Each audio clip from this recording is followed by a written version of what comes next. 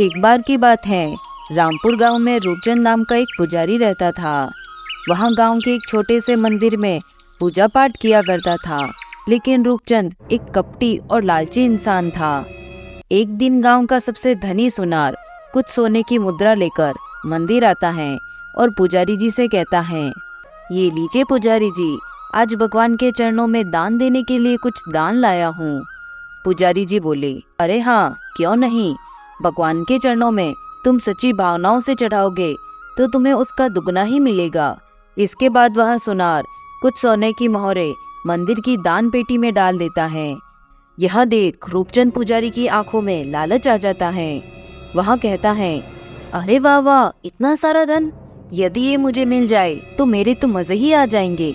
पूरी जिंदगी इस मंदिर का पुजारी बनकर नहीं गुजारना पड़ेगा। तभी रूपचंद दान पेटी में से कुछ सोने की मोहरे एक पोटली में अपने घर ले जाता है। उसका पुत्र बोला, अरे पिताजी, आज आप इतना जल्दी कैसे आ गए? ये आप क्या लेके आए हैं? पुजारी बोला, अरे पुत्र, आज मैं हमारे लिए इतना सोना लेके आया हूँ। अब देखना पुत्र, हम मौज से अपना जीवन व्यतीत करेंगे। देखो देखो, इतना सारा धन लेके आया हूँ। अच्छा पुत्र, अब हम यहाँ और नहीं रह सकते, हमें यहाँ से जाना होगा। चलो यहाँ से। पुत्र बोला, अरे पिताजी, यह आप क्या बोल रहे हैं? आखिर हम कहाँ जाएंगे? मेरी तो कुछ समझ में ही नहीं आ रहा है। जरूर आप मुझसे कुछ छुपा रहे हैं। ये धन कहाँ से लाए हैं आप? मुझे कुछ ठीक नहीं लग रहा है। पुजारी बोला, अरे पुत्र, जितना कहता हूँ उतना करो, चलो यहाँ से। थोड़ी दूर चलने पर वह एक जंगल में पहुँचे, जहाँ उसे घास की बनी हुई झोपड़ी दिखाई देती है। पुजारी अपने पुत्र को कहता है, अरे पुत्र, देखो सामने झोपड़ी है। आज रात हम उस झोपड़ी में काट लेंगे, सुबह होते ही यहाँ से निकल जाएंगे। ठीक है पिताजी, जैसा आप उचित समझे। तभी दोनों उस झोपड़ी में जाते हैं। झोपड़ी में एक तरफ आग जल रही होती है और एक जगह कुछ जानवरों की हड्डियां होती है, जिसे देखकर रूपचंद का पुत्र थोड़ा डर जाता है। पुत्र बोला, देखिए पिताजी, मुझे ये झोपड़ी सही नहीं लग रही है। देखिए ना, यह जानवरों की हड्डियां भी बिखरी हुई है। नहीं नहीं पिताजी, चलिए यहाँ से। रूपचंद बोला, अरे पुत्र, अब हम इतनी रात को कहाँ जाएंगे? पुत्र, कहीं ऐसा न हो जाए कोई हमसे अपना धन ही छीन ले। नहीं नहीं, मैं ऐसा नहीं होने दे सकता। हमें आज रात यहीं रुकना होगा। पुत्र बोला, अच्छा ठीक है पिताजी, आप मेरी सुनते कब है? जैसा आप ठीक समझे। जिसके बाद वह दोनों झोपड़ी में ही सो गए। तभी वहाँ एक भयानक दिखने वाला खूंखार नरभक्षी आ गया। अरे वाह वाह, आज तो भरपेट भोजन मिला है। तभी उसे रूपचंद पुजारी की सोने की आवाज सुनाई देती है। अरे, ये किसकी आवाज आ रही है? कौन है यहाँ? तभी वह देखता है कि पुजारी और उसका पुत्र उसी की झोपड़ी में जमीन पर सोए हुए हैं। रूपचंद और उसके पुत्र की नींद भी खुल जाती है और वे उस नरभक्षी को देखकर हैरान हो जाते हैं और पूरी तरह से डर जाते हैं। नरभक्षी कहता है, मैं तुम दोनों को खा जाऊंगा। आज मेरे पेट को भरपूर शांति मिलेगी। मैं खूंखार नरभक्षी हूँ। मुझे इंसानों का मांस खाने में बहुत मजा आता है। पुजारी कहता है, अरे अरे, हमें छोड़ दो। हमें नहीं पता था ये तुम्हारी झोपड़ी है। हमें रुकने के लिए शरण चाहिए थी, इसलिए हम इस झोपड़ी में आ गए। हमें छोड़ दो, हमें जाने दो। मैं एक मंदिर का पुजारी हूँ और पूर्ण रूप से शाकाहारी हूँ। मैंने कभी भी मांस को हाथ तक नहीं लगाया है। ऐसे में तुम्हें हमें खाने में बिल्कुल भी मजा नहीं आएगा। हमें छोड़ दो, हमें जाने दो। नरभक्षी कहता है, क्या बोला तुमने? तुम शाकाहारी हो? तुम दोनों को खाकर मुझे न स्वाद आएगा न ही मजा, इसलिए मैं तुम दोनों को नहीं खाऊंगा। लेकिन तुम्हें इसके बदले में मेरे लिए जंगल से जानवर का मांस लाना होगा। जाओ, मेरे लिए मांस लेकर आओ। जाओ, वरना मैं तुम्हें ही खा जाऊंगा। पुजारी कहता है, हाँ हाँ, क्यों नहीं, हम अभी जंगल जाते हैं और आपके लिए मांस लेकर आते हैं। नहीं, तुम दोनों नहीं जाओगे, सिर्फ तुम जाओगे। अगर तुम वापस मेरे लिए मांस लेकर नहीं आए तो तुम्हारा ये पुत्र जीवित नहीं रहेगा। नहीं नहीं राक्षस महाराज, मेरे पुत्र को कुछ मत करना। मैं अभी आपके लिए किसी जानवर का मांस लेकर आ जाऊंगा। पुत्र बोला, मैंने तो पहले ही कहा था ये झोपड़ी मुझे सही नहीं लग रही है, लेकिन आपके धन पाने के लालच में हमें इतनी बड़ी मुसीबत में डाल दिया। अब इस राक्षस के लिए किसी जानवर का मांस लेकर जल्दी आइएगा, नहीं तो ये मुझे मार देगा। नहीं नहीं पुत्र, तुम चिंता मत करो, मैं जल्दी से किसी जानवर का मांस लेकर आता हूँ। जिसके बाद वह पुजारी जंगल जाता है। जंगल में थोड़ी दूर चलने पर वह देखता है कि एक भालू का छोटा बच्चा मरा पड़ा है, जिसे कुछ चील कौवे नोच रहे थे। पुजारी ने सोचा, ये भालू का बच्चा तो मरा हुआ है, मैं इसे ही राक्षस को दे देता हूँ। जिसके बाद वह उस भालू के बच्चे को उस नरबक्षी के पास ले जाता है।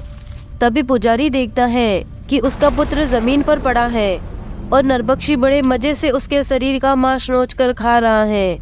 यह सब देखकर रूपचंद पुजारी हैरान रह जाता है और जोर जोर से रोने लगता है।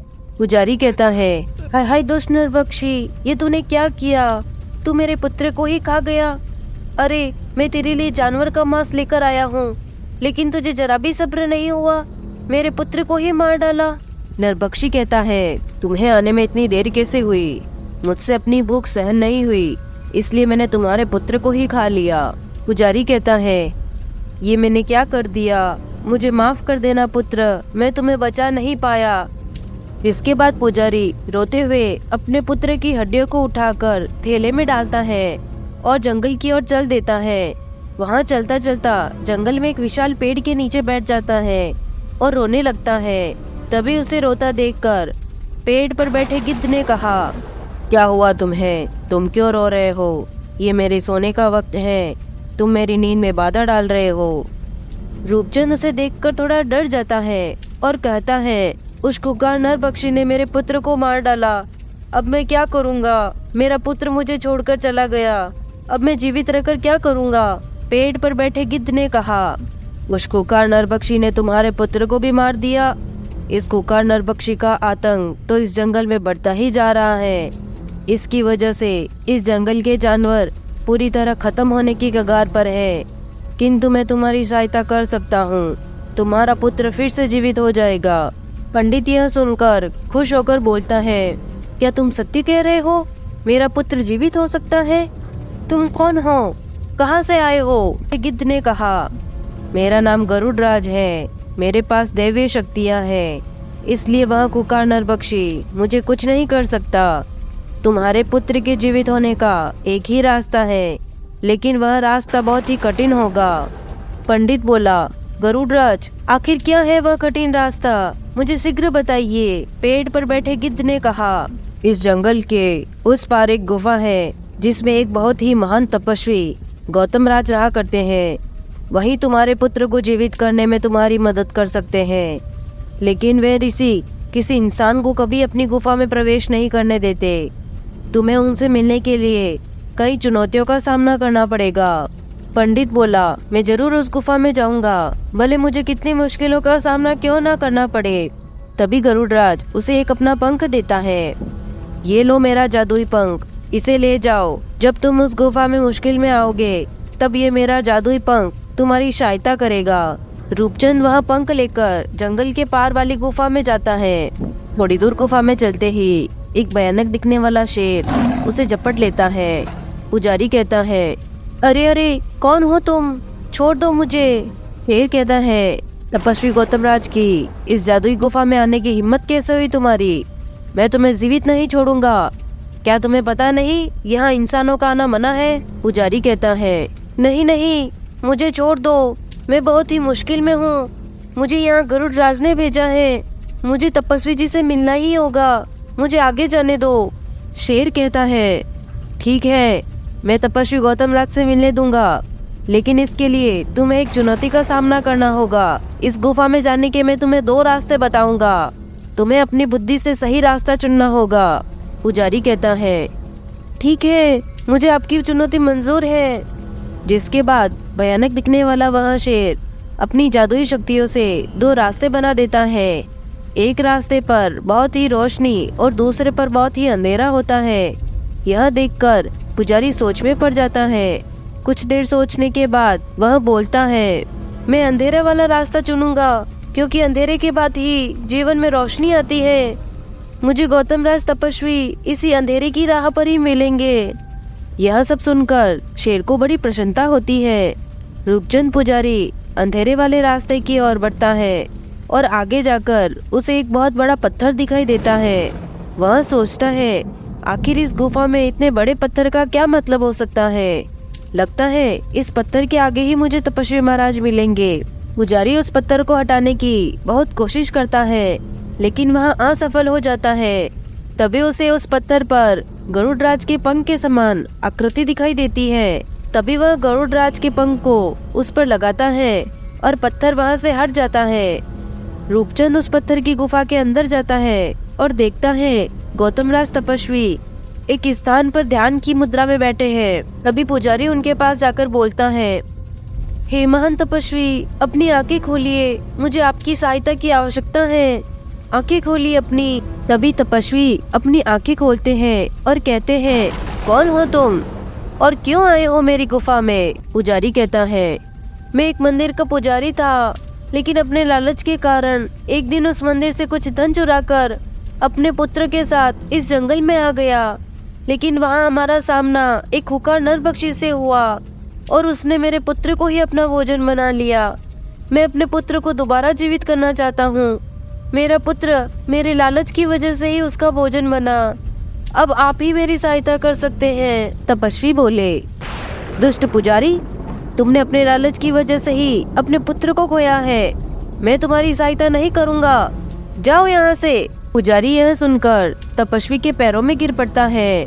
नहीं नहीं महाराज, ऐसा मत बोलिए।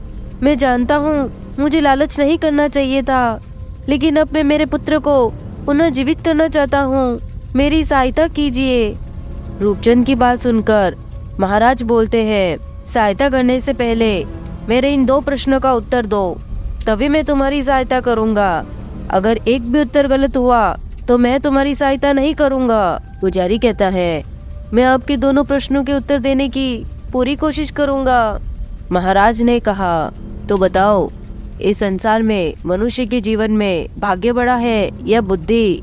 यह सुनकर रूपचंद थोड़ा सोच में पड़ जाता है और बोलता है, महाराज, आपके प्रश्न का उत्तर बुद्धि है, क्योंकि मनुष्य के जीवन में बुद्धि ही वह मार्ग है जिस पर चलकर भाग्य को बदला जा सकता है। भाग्य कभी भी बुद्धि को नहीं बदल सकता।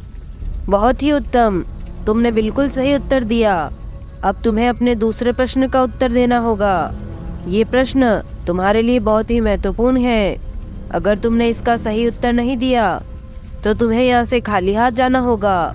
तो बताओ, इस संसार में मनुष्य के जीवन में भूख, प्यास, नींद और आशा, इन चारों में से सर्वश्रेष्ठ क्या है? रूपचंद सोच में पड़ जाता है और बोलता है, आपके दूसरे प्रश्न का उत्तर आशा है महाराज, क्योंकि आशा अर्थात उम्मीद पर ही यह संसार टिका हुआ है। मनुष्य जीवन में आशा घने अंधेरे में उस रोशनी की किरण की तरह है जो मनुष्य को घोर कष्ट में भी जीने की प्रेरणा देती है। महाराज बोले, बहुत ही अच्छे, तुम्हारा ये उत्तर बिल्कुल सही है। मैं तुमसे बहुत खुश हूँ, इसलिए मैं तुम्हारी सहायता अवश्य करूँगा। जिसके बाद तपस्वी उसे जल से भरा एक लोटा देते हैं। ये अमृत ही तुम्हारी सहायता करेगा। इसे उस नरभक्षी की आंखों में डाल देना और कुछ बूंदे अपने पुत्र की हड्डियों पर डाल देना। जिसके बाद रूपचंद महाराज को धन्यवाद कर अमृत लेकर वापस जंगल की ओर आ जाता है। तभी उसे वहाँ खूंखार नरभक्षी मिलता है। नरभक्षी पुजारी के हाथ में वह अमृत का लोटा देख लेता है। नरभक्षी बोलता है, अच्छा, तो तू उस तपस्वी के पास गया था? उसने ही तुझे मेरे अंत का रास्ता बताया है, लेकिन मैं ऐसा नहीं होने दूंगा। तभी पुजारी चालाकी से वह अमृत नरभक्षी की आंखों में डाल देता है। अमृत डालते ही वह नरभक्षी जोर जोर से चिल्लाने लगता है और देखते ही देखते जलकर भस्म हो जाता है।